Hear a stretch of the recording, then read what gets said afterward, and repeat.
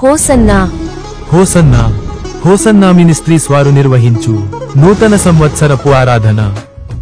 నూతన సంవత్సరపు ఆరాధన 2024 డిసెంబర్ 31వ తేదీ మంగళవారం రాత్రి 8 గంటల నుండి. స్థలం హోసన్నా మందిర్, చింతలకట్ట రోడ్, యనమలకుదురు, విజయవాడ. ఈ నూతన సంవత్సరపు ఆరాధనయందు దైవజనులు పాస్టర్ రమేష్ గారు వాక్యపరిచర్య చేసి నూతన గీతం ఆలపించుదురు.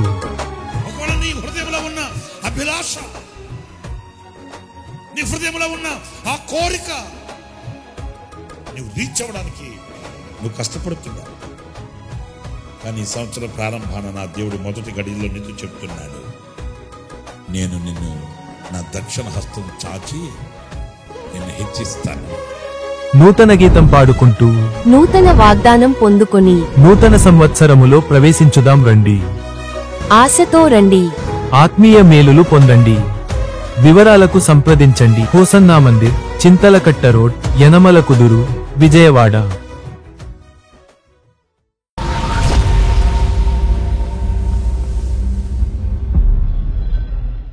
Praise the lord.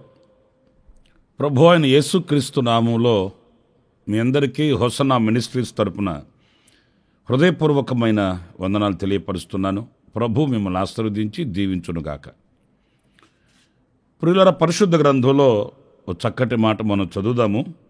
యెషయా గ్రంథం 50వ అధ్యాయం 4వ వాక్యాన్ని నేను చదువుతున్నాను. అలసిన వానిని మాటల చేత ఊరడించు జ్ఞానము నాకు కలుగునట్లు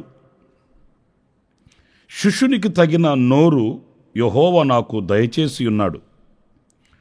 శిష్యులు వినునట్లుగా నేను వినుటకై ఆయన ప్రతి ఉదయమున నాకు వినబుద్ధి పుట్టించుచున్నాడు. ప్రియులారా, చూడండి, ఈ వాక్య భాగంలో మనం ప్రత్యేకంగా గమనించవలసింది, అలసిన వానిని మాటల చేత ఊరడించు జ్ఞానము నాకు కలుగునట్లు.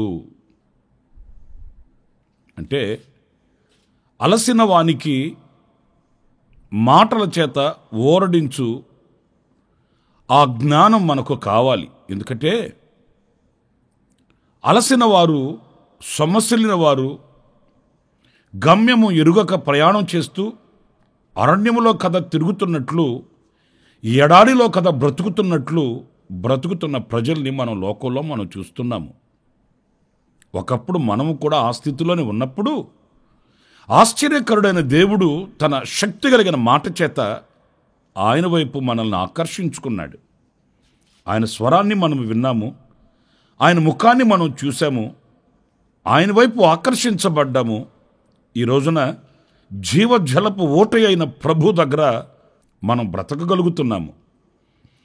ఈ జీవజలపు ఓట అయిన యేసు, మన ప్రభు అయిన యేసుక్రీస్తు, ఆయన మనకు విశ్రాంతిని, ప్రశాంతతను అనుగ్రహించాడు. ఆయన కౌగిలిలో ఉన్న నిమ్మళత్వాన్ని, నెమ్మదిని ప్రసాదించాడు. ఈ రోజున ప్రభు సన్నిధిలో ఆహ్లాదకరంగా ఆయనను స్తుతించుకుంటూ, ఆరాధించుకుంటూ, ఆయనతో జీవితాన్ని ఈరోజు మనం సార్థకం చేసుకున్నాము. అయితే మనము అనేకులకు ఒక ఆశీర్వాదకరముగా ఉండునట్లు, అలసిన వానికి నెమ్మది కలిగించే ఆ మాటలు మాట్లాడే ఆ జ్ఞానము మనకు కలగాలంటే శిష్యునికి తగిన నోరు, అంటే ఒక శిష్యుడు ఎలాంటి మాటలు మాట్లాడుతాడో అలాంటి నోటిని నాకు ఆయన దయచేసి ఉన్నాడు.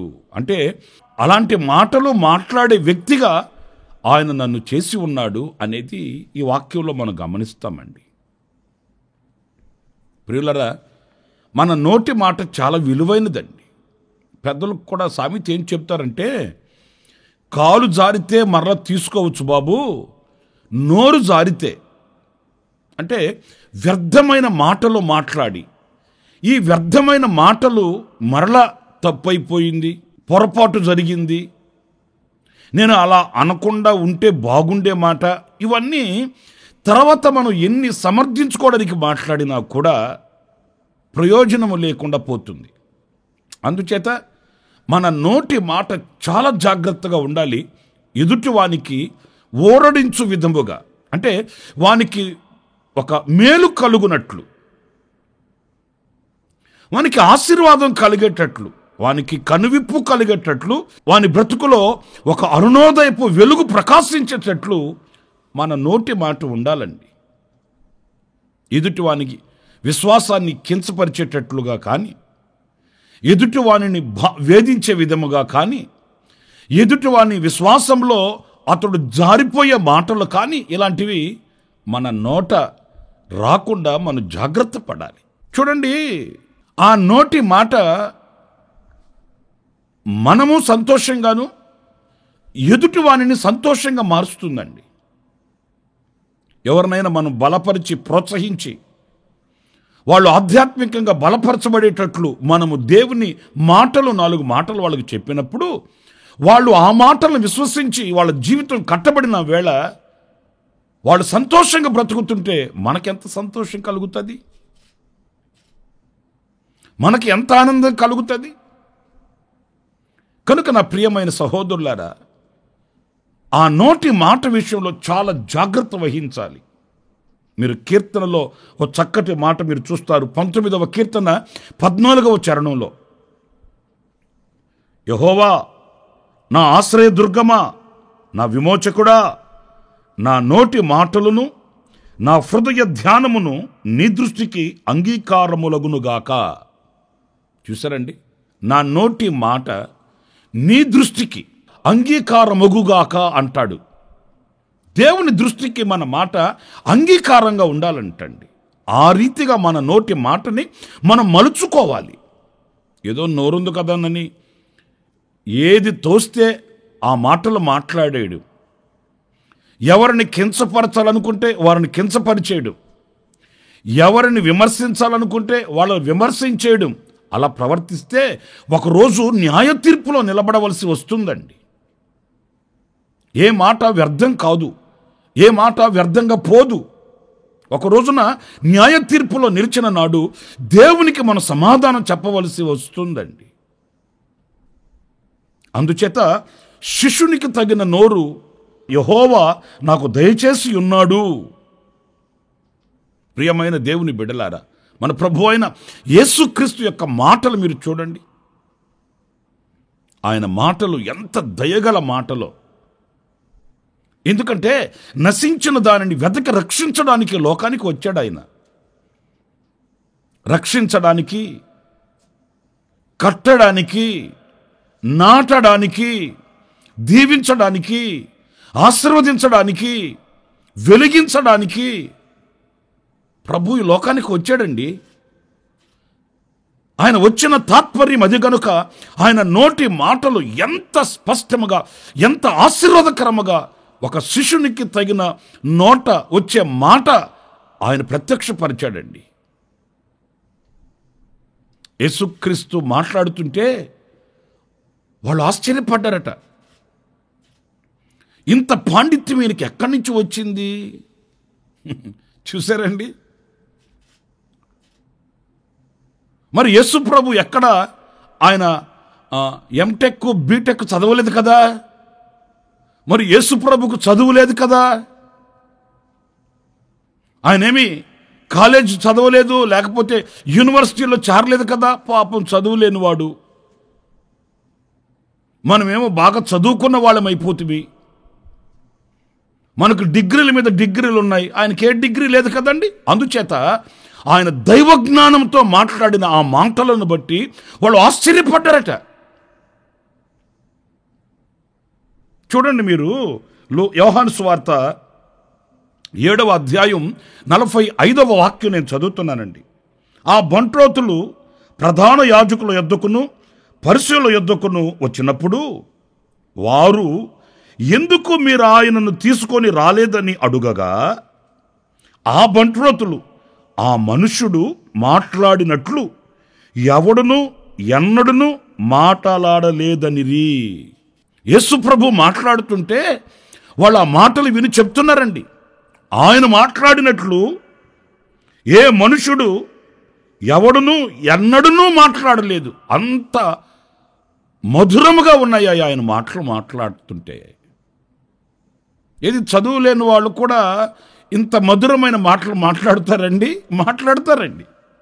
దైవ కృప ఉంటే, దైవ జ్ఞానం ఉంటే, చదువు కాదు దేవుని కృపకి మనల్ని పాత్రులుగా చేసేది.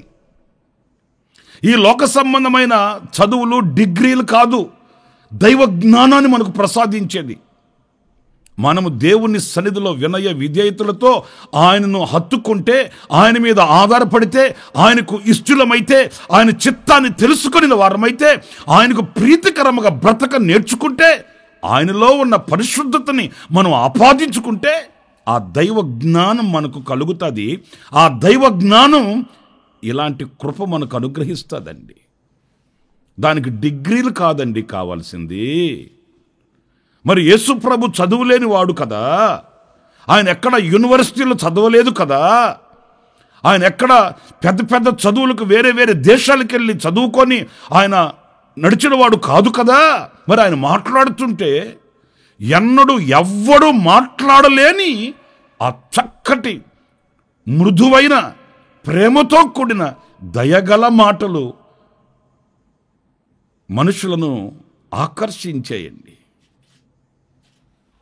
నా ప్రియ సహోదరులారా, మన నోటి మాట ఆ రీతిగా ఉండాలి. అంతేగాని నువ్వు ఎంత చదివావు, నీకు ఎన్ని డిగ్రీలు ఉన్నాయి అని చదువును బట్టి డిగ్రీలను బట్టి ఈయన పెద్ద గొప్ప దైవజనుడు, లేకపోతే ఈయన పెద్ద భక్తుడు అని మనం కొలత వేయలేమండి. అలాగనుకుంటే యేసుప్రభు శిష్యులు ఉన్నారు కదండి, వాళ్ళు లేఖనాలు ఎత్తి మాట్లాడారు. మూర్ఖంగా మాట్లాడే వాళ్ళ నోళ్లు ముయించారు. ఏ డిగ్రీలు పొంది, ఏ యూనివర్సిటీలో చదివి దేవుని ఆత్మ పూర్ణులయ్యారు, దేవుని ఆత్మతో ముద్రించబడ్డారు, దైవ శక్తిని పొందుకున్నారు, పరిశుద్ధాత్మ బలముతో నిలబడ్డారు. ఆ పరిశుద్ధాత్మ శక్తి వాక్కునిచ్చింది, జ్ఞానం ఇచ్చింది. మరి శాస్త్రులు పరిసయులు పాండిత్యము సాహిత్యము కలిగిన వాళ్ళ ఎదుట మరి చదువు లేని శిష్యులు నిలబడి వాళ్ళు లేఖనములను గూర్చి మాట్లాడి క్రీస్తును గూర్చి ప్రకటించలేదా? మన నోటి మాట అలాంటి మృదువైనది గాను, దయగలిగినది గాను, దేవునికి అంగీకారముగా ఉండాలి అనేది ఈ వాక్యం మనకు చెప్తున్న స్పష్టత. కొందరు మాట్లాడితే వీళ్ళు ప్రభువుని నమ్మిన వాళ్ళ లేకపోతే లోకస్తులా అనిపిస్తుందండి. ఎందుకంటే ఆ నోటి మాటలో ఉన్న కాఠిన్యం, విమర్శనాత్మకంగా వెళుతున్న ఆ భాషా శైలి, ఇవన్నీ లోకస్తులను చూపిస్తుంది, లోకస్తుల యొక్క భావనను కనిపరుస్తుంది. ఆ రీతిగా ఉంటాయండి. కానీ మనం ప్రభువుని ఎరిగిన వారం, ఆయన రక్తంతో కడగబడిన వారము, శిష్యునికి తగిన నోరు మనకు ఉండాలండి. అలాంటి మాట మన నోట రావాలండి. ఆ మాట విషయమై మనం జాగ్రత్త పడాలండి. ఇక యేసుక్రీస్తు యొక్క జ్ఞానము లేక ఆయన మాటను బట్టి నేను మీతో చెప్పాలనుకుంటే, ఒకరోజు మీకు బాగా తెలుసు కదా, సమరయ స్త్రీతో ప్రభు మాట్లాడుతున్నాడు. మనకు ఆశ్చర్యాన్ని కలిగిస్తాయండి ఈ మాటలు. ఆయన సమరయ స్త్రీతో మాట్లాడుతున్నప్పుడు ఆయన అన్నాడు, నేనిచ్చు నీళ్లు త్రాగువాడు మరి అన్నటికి దప్పిక గొనడు అట్లా అంటే, ఆమెనింది, అలాగైతే ఆ నీళ్లు నాకు దయచేయమని కోరుకుంది. అప్పుడు ఆయన అన్నాడు, నీ వెళ్ళి నీ భర్తను, నీ పెనిమిటిని తీసుకొని రమ్మన్నప్పుడు ఆమె సర్వసాధారణంగా మాట్లాడిందండి, నాకు భర్త లేడండి అలాగని. ఆ సంభాషణ మనం గమనించినప్పుడు వెంటనే యేసుక్రీస్తు ఏమన్నాడు, నేను ప్రవక్తని, నీవు అబద్ధికురాలివి, నీవు అబద్ధం చెప్తున్నావు, నీవు మోసం చేస్తున్నావు, నాకు మోసం చేయాలని ఎందుకు ప్రేరేపింపబడ్డావు, నేను ప్రవక్తని, సమస్తం ఎరిగిన వాడని అని యేసుక్రీస్తు మాట్లాడలేదండి. ఒకవేళ అలాగ మాట్లాడి ఉంటే ఆయన ఆ సమరయ స్త్రీని మరి రక్షించుకునేవాడు కాదేమో. ఆ దయగల మాట, ఆ శిష్యునికి తగిన నోటి మాట చూడండి ఎంత బాగుంటుందో. మీరు యోహాను సువార్తలో ఆ మాట మీరు చదువుతారండి. 4వ అధ్యాయం 17వ వాక్యం దగ్గర నుంచి నేను చదువుతున్నాను. ఆ స్త్రీ నాకు పెనిమిటి లేడనగా యేసు ఆమెతో, నాకు పెనిమిటి లేడని నీవు చెప్పిన మాట సరియే. చూసారండి, నీకు 5 పెనిమిట్లుండిరి, ఇప్పుడు ఉన్నవాడు నీ పెనిమిటి కాదు, సత్యమే చెప్పితువనెను. అప్పుడు ఆ స్త్రీ, అయ్యా నీవు ప్రవక్తవని గ్రహించుచున్నాను. చూడండి ఎంత చక్కగా ఉందో ఆయన నోటి మాట, ఆయన కనపరిచిన దైవ జ్ఞానం. ఎక్కడ ఆయనను ఆయన హెచ్చించుకొని మాట్లాడలేదండి. నాకు పెనిమిటి లేడండి, భర్త లేడండి అలాగన్నప్పుడు ఆమెలో ఉన్న బలహీనతను ఆయన ఎత్తి చూపించి ఆమెలో ఉన్న బలహీనతని ఆధారంగా చేసుకొని ఆయన విరుచుకుపడలేదండి. నీవు అబద్ధికురాలివి అని అనట్లేదు, నీవు సత్యమే చెప్పావు అంటున్నాడు. అంటే నెగిటివ్గా మాట్లాడట్లేదు, పాజిటివ్గా మాట్లాడుతున్నాడు. చూడండి, ఆమెలో ఉన్న బలహీనతని చూపించట్లేదు, ఆమెలో ఉన్న కొంచెం సత్యం దానిని డెవలప్ చేస్తున్నాడు, దానిని ఘనపరుస్తున్నాడు. నీవు సత్యమే చెప్పావమ్మా అట్లాగని. ప్రియులారా, సామెతల గ్రంథంలో చక్కటి మాట మనం చదువుతాము. 25వ అధ్యాయం 11వ వాక్యంలో సామెతల గ్రంథంలో, సమయోచితముగా పలుకబడిన మాట చిత్రమైన వెండి పళ్ళెములో నుంచబడిన బంగారు పండ్ల వంటిది. మరి ఇదే సమయోచితముగా పలకబడిన మాట చిత్రమైన వెండి పళ్ళెములో నుంచబడిన బంగారు పండ్ల వంటిదట. ఏంటిది? సమయోచితముగా పలికిన మాట. ఈరోజు మనకు ఆ కృప కావాలండి. ఒక ప్లాట్ఫామ్ వేసుకొని ఒక వేదిక మీద నిలిచి ఆ వేదికని మనం ఉపయోగించుకోవడం కాదు, సమయోచితంగా ప్రవర్తించడం, సమయోచితంగా మాట్లాడడం, సమయోచితంగా ఆ దైవ కృపను ప్రత్యక్షపరచడం, సమయోచితమైన కృపని అనుభవించడం. మీకు ఇంకా ఒక మాట చెప్తానండి. 12 మంది శిష్యులు కూర్చొని ఉన్నారు. ఆయనను అప్పగించే యూదా ఇస్కరియోతును గూర్చి ఆయన మాట్లాడుతూ మీలో ఒకడు అంటాడే కానీ ఇదిగో వీడే, మనతో తిరిగి మనతో తింటూ మన ఇంటి వాసాలు లెక్క పెట్టేవాడు వీడే అని ఎప్పుడు ఆయన యూదా ఇస్కరియోతుని నలుగురిలో అవమానపరిచినట్లు మనం చూడలేమండి. ఇంకా నేను పరిశుద్ధ గ్రంథంలో ఇంకొక మాట చెప్పనా? యూదా ఇస్కరియోతు అక్కడ ఉన్నప్పుడు రాజ్యమును గూర్చి, ఆయనకు కలగబోయే ఆ మహిమను గూర్చి ఇస్కరియోతు యూదా అక్కడ ఉన్నప్పుడు ఆయన మాట్లాడలేదండి. అతడు బయటికి వెళ్ళిన తర్వాత అప్పుడు మిగతా వాళ్ళతో మాట్లాడడం ప్రారంభించాడు. ఇవన్నీ మనం నేర్చుకోవలసినవి, మనం గ్రహించవలసినవండి. నేనంటాను, ప్రభువుకి సమస్తం తెలుసు కదా. ఆ మిగిలిన శిష్యులకి ఇదిగో వీడే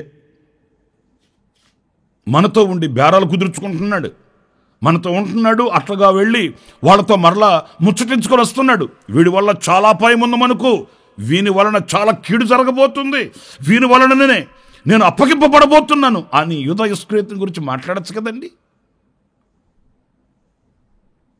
యూదా ఇస్కరియోతుకి ఆఖరి వరకు కూడా ఆయన అవకాశాన్ని ఇస్తూనే ఉన్నాడు. యూదా ఇస్కరియోతుని ఆఖరి క్షణము వరకు రక్షించుకోవాలనే, ఆకర్షించుకోవాలనే, ఆ స్థితిలో నుండి అతనిని తప్పించుకోవాలనే ప్రయాస ఆయన పడుతూనే ఉన్నాడు.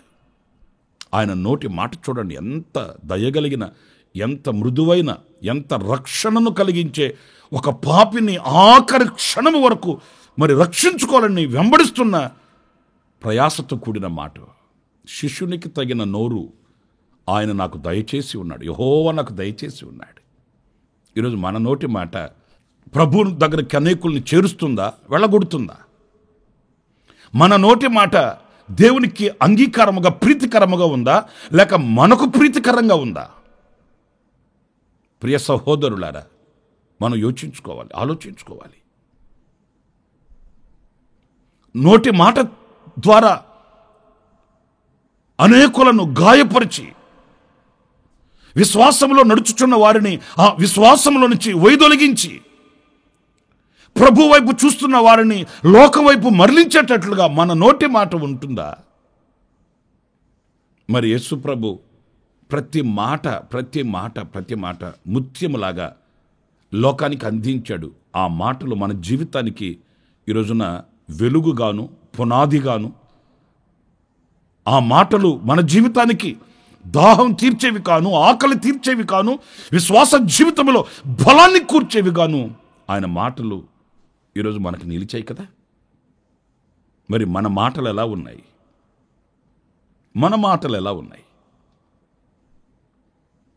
యేసు ప్రభు ప్రతిదీ కూడా ఆయన ఎదుట నిలిచిన వారందరికీ స్పష్టంగా అర్థమయ్యే రీతిలో వాళ్ళ హృదయాలలో నాటకపోయేటట్లు, ఎందుకంటే వాళ్ళు అంత జ్ఞానం లేని వారు గనుక ఆ దైవ జ్ఞానాన్ని వాళ్ళకు అందించేటప్పుడు ఎంత మృదువుగా ఆయన ఎంత సులువైన బాణిలో వారికి బోధిస్తూ వచ్చాడు అనేది మనం లేఖనాల్లో మనం చదువుతామండి. నేను దైవ కుమారుణ్ణి, నేను అనంత జ్ఞానిని, నాకు లేఖనాలు తెలుసు అని ఆయన ఆ భావనతో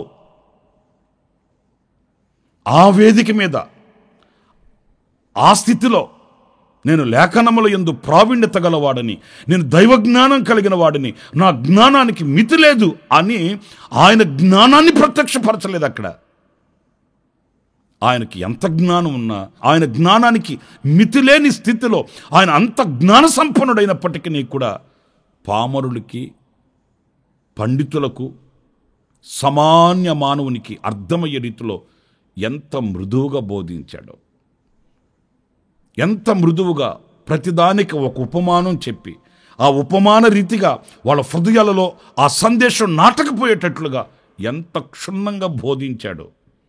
ఉపమానాలు చెప్పినంత మాత్రాన, లేకపోతే వాళ్ళకి అర్థమయ్యే రీతిలో చక్కగా వివరించి చెప్పినంత మాత్రాన యేసు ప్రభువుకి జ్ఞానం లేక కాదు. యేసు ప్రభువుకి లేఖనాలు తెలియకేమీ కాదు. నా ప్రియమైన సహోదరులారా, ఈరోజు కొంచెం తెలిస్తే చాలు, మనకు తెలిసిన దానిని అనేకులకు ప్రత్యక్షపరచుకోవాలనే ఆరాటం కనిపిస్తుంది ఈ రోజున. కొంచెం మనకు తెలిస్తే చాలండి.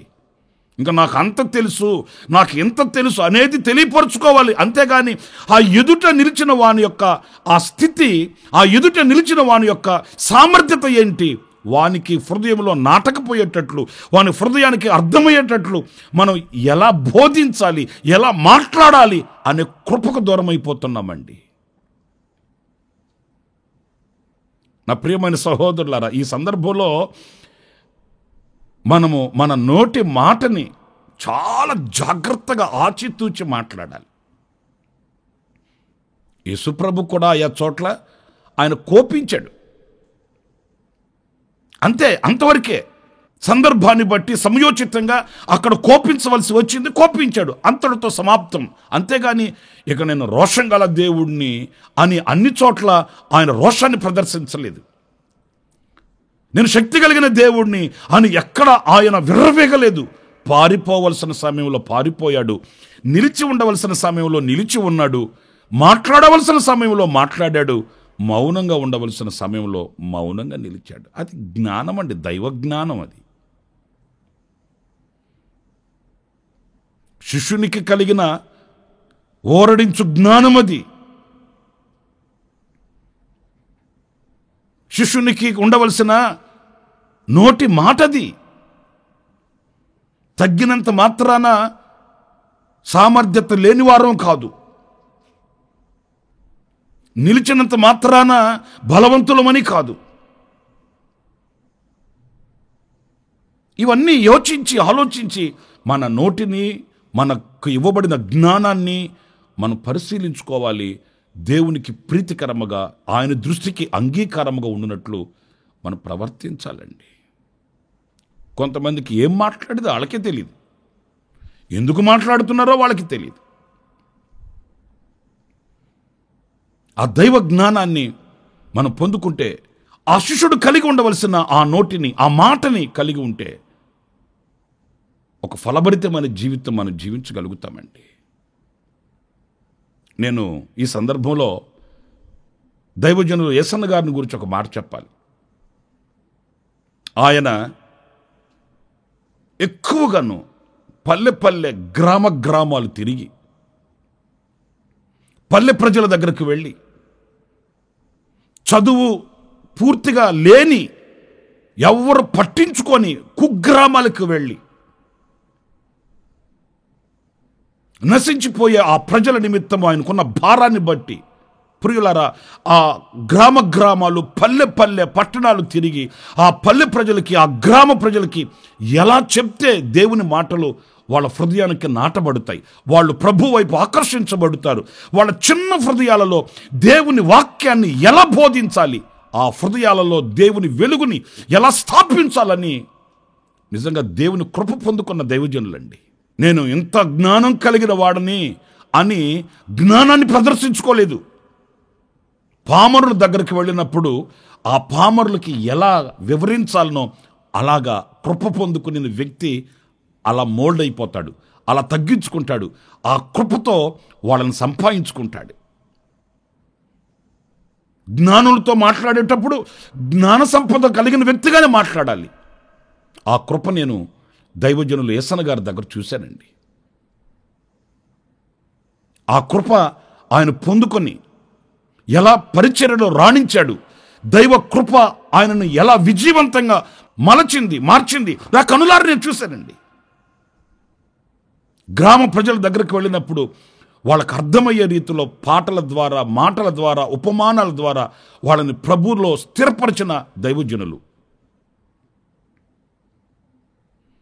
పట్టణాలలోనికి వెళ్ళినప్పుడు ఆ పట్టణాలలో ఉన్న ప్రజలతో ఆయన జ్ఞానయుక్తంగా మాట్లాడిన ఆ శైలి, ఆ భాషా శైలి, ఇది కృప పొందిన దైవ సేవకుని యొక్క అభిషేకం అండి.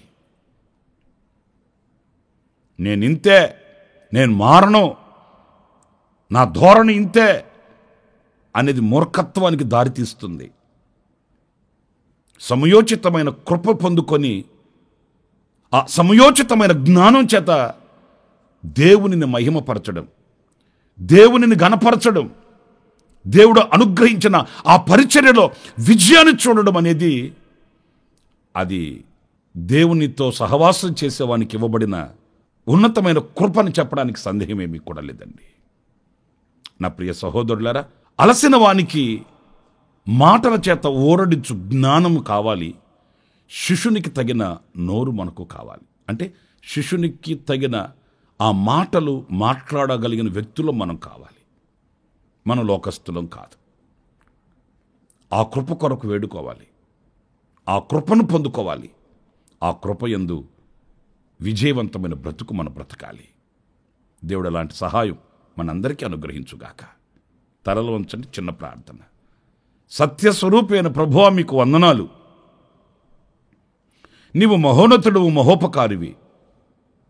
మా హృదయ ధ్యానం ఎలా ఉండాలి, మాకు ఎలాంటి జ్ఞానం కావాలి, మా నోటి మాట ఎలా ఉండాలని మీ లేఖనాలలో నుంచి మేము తలంచుకుంటూ వచ్చాము. అలాంటి జ్ఞానము, అలాంటి మాట మీరు మాకు ప్రసాదించండి. మీ కృప మా మీద సమృద్ధిగా ఉంచండి.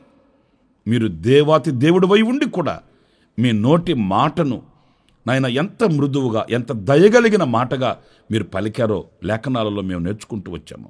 ఆ రీతిగా అలాంటి స్వాభావికమైన గుణగణములను అలవర్చుకొని మేము నడిపించబడుటకు అభిషేకించండి, మమ్మల్ని అభిషేకించండి. మీరు మమ్మల్ని అభిషేకించండి. మా జ్ఞానం చేత మేమేమి సంపాదించలేము, లోక జ్ఞానం చేత మేమేమి సాధించలేము. మీ జ్ఞానం కావాలి. అంచేత శిరస్సు ఉంచి నమస్కరిస్తున్నాం. మీ జ్ఞానాన్ని సమృద్ధిగా మీరు మాకు అనుగ్రహించి నడిపించమని ఆశ్చర్యకరమైన మీ హస్తానికి మమ్మల్ని ఒక్కొక్కరిని అప్పగించుకుంటూ యేసు నామములో ప్రార్థించి వేడుకొనుచున్నాను తండ్రి. ఆమేన్, ఆమేన్. ప్రభువు మిమ్మల్ని ఆశీర్వదించి దీవించునుగాక. ఈ దినమంతా విశేషమైన కృప నా దేవుడు మీకు సమృద్ధిగా అనుగ్రహించుగాక. ఆమేన్. ప్రతి దినము ఈ అనుదిన కృపాను సందేశాల కొరకు, ఇంకా మరిన్ని ఆత్మ సంబంధమైన సందేశాల కొరకు ఈ మా యూట్యూబ్ ఛానల్ ని సబ్స్క్రైబ్ చేసుకోండి. Pastor Ramesh, hosanna ministries.